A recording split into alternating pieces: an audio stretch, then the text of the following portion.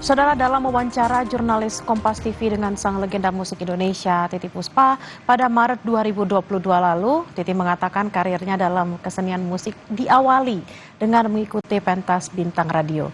Namun, sang ayah sempat melarangnya sebagai penyanyi. Bahkan tetapi berbeda dengan ayahnya, Titi didukung penuh oleh kakaknya dan akhirnya meniti karir hingga dipanggil Presiden pertama Republik Indonesia, Soekarno, dan resmi jadi penyanyi istana. Berikut wawancara jurnalis Kompas TV Glenis Oktania dengan sang maestro Titiek Puspa. Seperti apa dan apa yang menjadi motivasi Eyang untuk terus berkarir?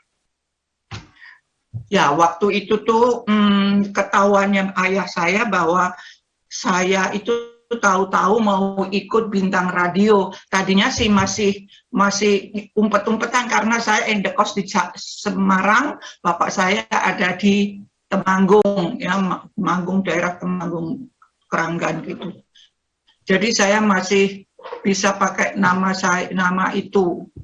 Terus setelah tahu-tahu mau bintang radio, mesti ada surat dari orang tua.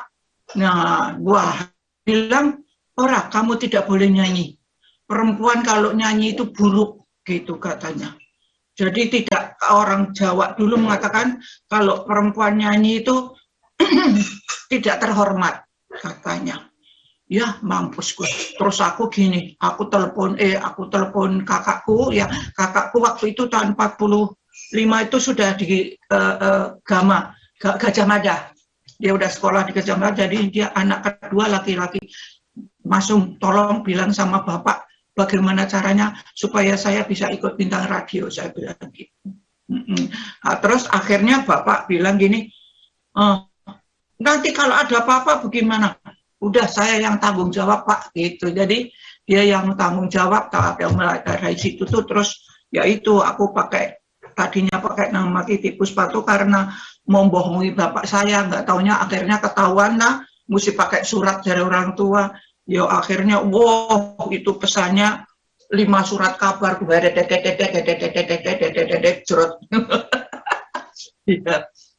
ya pokoknya tadinya nggak boleh nyanyi. Tapi akhirnya mengelabui bapak karena saya panggilannya kan Titiek, bapak saya kan Puspo Wijoyo, jadi kalau Titiek Puspo kan nggak enak gitu kan, nggak enak, saking nggak enak.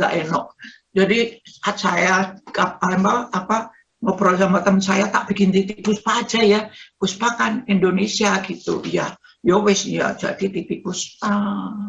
Puspa itu bapak saya. Tapi akhirnya setelah ketahuan tetap milih jadi pakai nama Titiek Puspa ya Eyang ya, karena emang namanya iya akhirnya kan, ya kan enak Titiek Puspa daripada Sumarti. Inilah penyanyi kita, Sumarti. Namaku tuh dulu banyak karena sakit terus sama orang Jawa kan, kalau anaknya sakit ganti nama dari Kadarwati, Sudarwati, Sumarti, masih sakit terus wes saja Titiek Puspa wes lah sih. Ya. Eyang, waktu itu kan juga Eyang merupakan diva ya di zamannya kepemimpinannya Bung Karno, kita tahu gitu ya. Boleh diceritain tuh karir Eyang saat itu, dan sempat kan Bung Karno tuh melarang ya lagu-lagu asing untuk dinyanyikan. Waktu itu tanggapan Eyang seperti apa sih karir itu? Ya, memang yang namanya Bung Karno tuh nasionalismenya itu dari darah sampai nafas sampai sampai setiap titik di badannya itu nasionalismenya sangat-sangat kokoh sekali. Jadi maksudnya dulu tuh nggak boleh lagu ngak-ngik-ngok. Ngak-ngik-ngok itu ya selain temponya yang kalau dulu ngerok apa itu ya.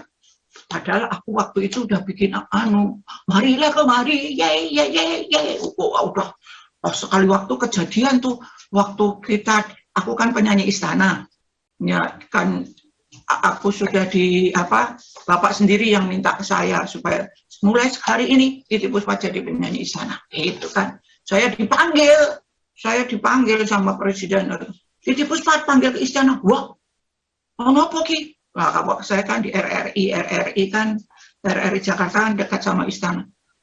Tapi tidak boleh pakai baju gitu, mesti pakai kain. Wah, pulang dulu dong. Iya, pakai kain kan pasti pakai ode pokoknya. Ya udah dari dulu tuh saya tuh dandan sendiri, ya sampai sekarang pun masih sendiri.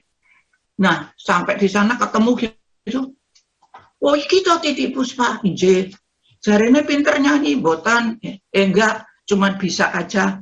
Ya udah saiki nyanyi coba. Bapak ngersakaken lagu menapa? Bapak pengen lagu. Wes lagu sakarmu. Aku sendiri lupa nyanyi apa. Pertama lihat bapak itu mukanya itu bisa jeng gitu. Habis lihat saya takut, saya sampai nunduk. Takut kalau tahu-tahu atau memeluk gitu ya, karena memang ya udah deh pokoknya itu yang namanya aura tuntah berlipat ganda. Terus aku nyanyi, habis nyanyi, oh suaramu apik banget ya. Lah, suaramu apik ini. Belajar sekolah ngerti, tanya anakmu, buatan nanti belajar, cuman gini. Nganggo jarek sapa sing njari piyambak. Lah gelungane piyambak. Wah, nek ngono, iso kabeh ya.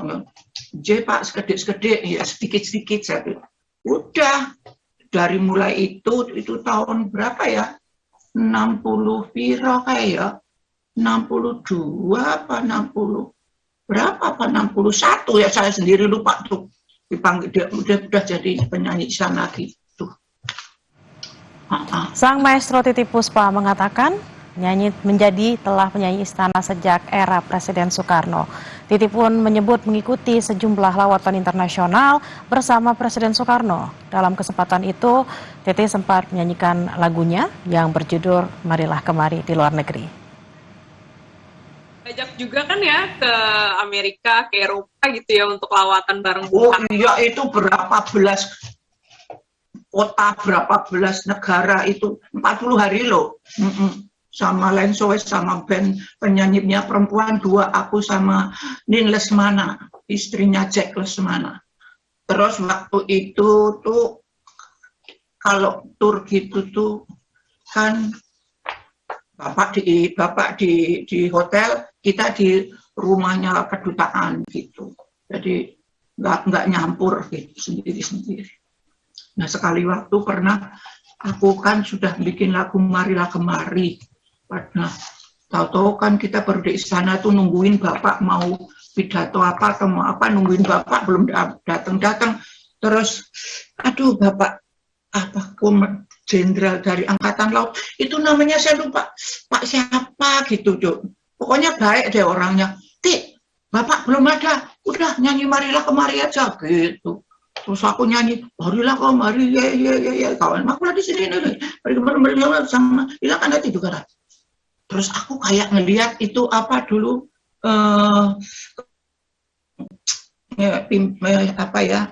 Cakra Bilawa kalau dulu. Nah itu bapak itu loh, tapi kelihatannya sekarang bapak udah mau keluar. Saya takut nanti dimarahin bapak, lebih baik saya berhenti. Sudah, bapaknya, siapa yang suruh nyanyi lagu itu? Oh, pasti kamu ya, gitu yang ditunjuk bapak jenderal itu, karena nggak ada yang berani kan yang nyuruh. Wah, aduh itu untungnya saya nggak dimarahin, kalau yang lain kali udah disuruh keluar. Ya. Kalau disuruh milih nih ya, antara main film atau menyanyi, yang mana, Yang? Aku sebetulnya film tuh suka, cuman kalau di film tuh nggak tahannya tuh nunggunya nak. Mainnya sepiro nunggunya tuh dari entit sampai entot gitu, sampai entut. Iya, jadi itu yang nggak tahan. Dan memang ya kalau nyanyi kan latihan udah 2 jam, besok nyanyi 1 jam selesai gitu kan. Nah kalau itu kan apalagi dulu berbulan loh Mbak. Dulu tuh tahun 65 tuh saya yang pertama saya main itu di balik Cahaya Gemerlapan. Tapi ya sampai ada belasan film ada sih.